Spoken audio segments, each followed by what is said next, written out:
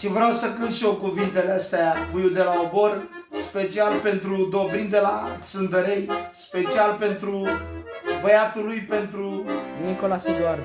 Nicolas Eduard Și pentru măicuța lui și pentru măicuța lui Alexandra. Alexandra, cuvintele astea adevărate de la Puiul de la Obor. Doamne, că Ionciul al meu băiat,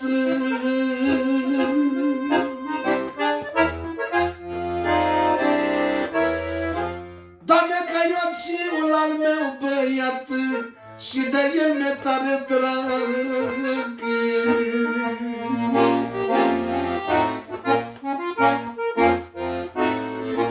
Asta e regele meu,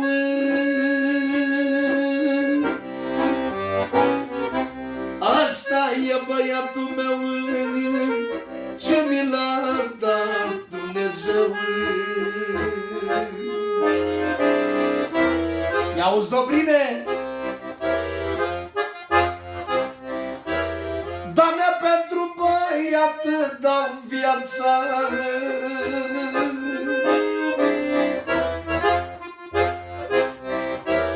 Doamne, pentru băiat dau viața, plâng cu lacrimi dimineața.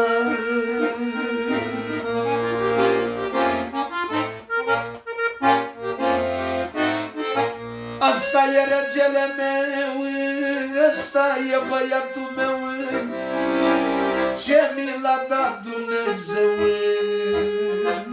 Ia-auzi vorbele astea. Mai ales și mama mea, mai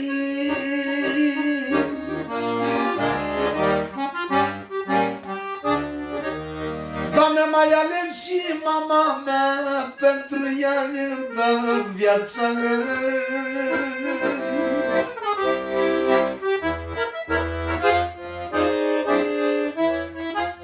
Doamne, mai ales și mama mea,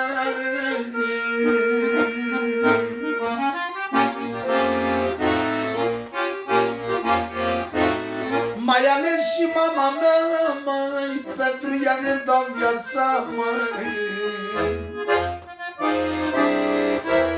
Că asta e regina mea, mai, mama mea e viața mea.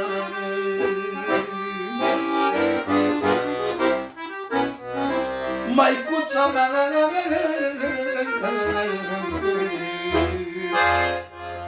să dea Dumnezeu sănătate, Dobrin, să trăiască măicuța și băiat.